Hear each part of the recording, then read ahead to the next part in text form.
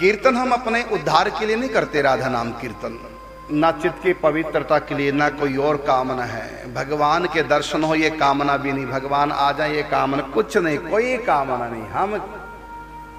हमारी कोई कामना नहीं कीर्तन के पीछे। हाँ, ठाकुर जी की, श्री जी की सखियों की कामना है। क्या? कोई हमको राधा नाम सुनाए और हमको खरीद ले जाए, ये कामना ठाकुर जी की है, ये कामना सखियों की है। कोई हमको राधा नाम सुनाए तो हम निष्काम हैं, और ठाकुर जी सखियां वो कामना से ग्रसित हैं। कौन सी कामना? राधा का कर पकड़ कन्हैया बैठे कुंज भवन में, तुमसे साची कहूं राधिके मुझको इस त्रिभुवन में, तुमसे भी बढ़कर प्रिय लगते जपे जो राधा नाम, डालो झोली में राधा राधा। ठाकुर जी को विशेष आनंद की अनुभूति होती है जब अपने कानों से राधा नाम सुनते हैं, बंसी में राधा नाम उच्चारण करते हैं। ये प्रेम का महामंत्र है, रस का उद्दीपन करने वाला महामंत्र है। श्री कृष्ण के हृदय में आह्लाद को उत्पन्न करने वाला ये महामंत्र है राधा नाम। राधा रानी और राधा नाम ये दो तत्व नहीं है, दोनों एक ही है। ठाकुर जी का प्राणों का पोषण होता है इस महामंत्र से, राधा नाम से। ठाकुर जी के हृदय में आनंद का वर्धन होता है राधा नाम से। ठाकुर जी का हृदय में प्रेम बढ़ता है, ज्वार आता है प्रेम का राधा नाम सुन करके। और जिसके मुख से राधा नाम सुनते हैं, स्वयं उसका दास बनने के लिए उनके पीछे पीछे, जहां भगत मेरा पग धरे तहां धरूं मैं हाथ, पीछे पीछे मैं फिरूं कबहू न छोड़ूं साथ। भगवान को दो बातें बहुत प्रिय लगती हैं। एक तो कोई भक्ति का प्रचार करता है, क्योंकि भक्त जो भक्ति करेगा वो अपना उद्धार करेगा, लेकिन जो प्रचार करता है वो हजारों का उद्धार करता है। एक तो प्रचारक भगवान को बहुत प्रिय है। और गीता में कहा भगवान ने, यह इमं परमम गुह्यम मद भक्ते स्वविधास्यति भक्ति मई प्राम कृत्वा मामे वैश्यत संशय। हे अर्जुन, जो मेरी गीता का प्रचार करेगा, इस ज्ञान को लोगों को समझाएगा, सुनाएगा, शरणागति का रहस्य लोगों को बताएगा, मेरे भजन में जो लगाएगा, इस प्रकार जो भक्ति का प्रचार करेगा, उससे बढ़ करके प्रिय मेरा संसार में कोई नहीं। न चाहे मनुष्य पूरी मनुष्य जाति में उससे बढ़कर मेरा कोई प्रिय नहीं।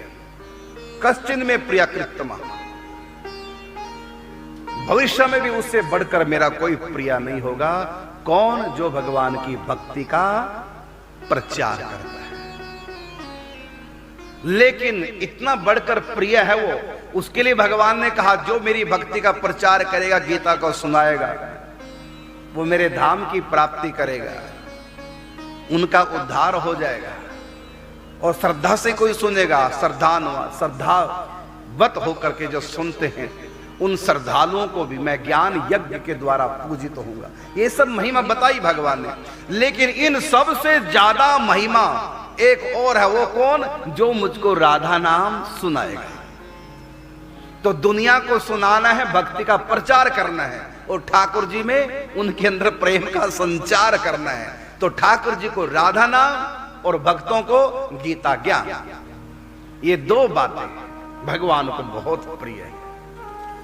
तो जो भक्तों में भक्ति का संचार, प्रचार, प्रसार करता है, भगवान को सबसे बढ़कर प्रिय। और उससे भी बढ़कर के भगवान को प्रिय है जो मुझको राधा नाम सुनाता है। तो राधा नाम किस लिए करना? अपने उद्धार के लिए नहीं करना, चित्त की शुद्धि के लिए राधा नाम नहीं करना। ये करना है अपने प्रियतम को, श्याम सुंदर को रिझाने के लिए और सखियों को रिझाने के लिए।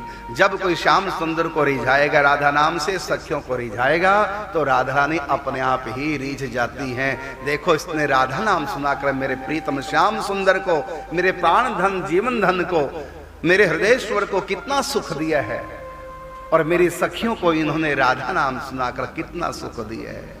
तो जो मेरी सुखियों को सुख देता है, जो मेरे प्रीतम श्याम सुंदर को आह्लादित करता है, वो मेरे हृदय में बस जाता है। उसको मैं अपनी सखियों में सम्मिलित कर लेती हूँ। आओ मेरे प्रीतम श्याम सुंदर को राधा नाम सुनाओ।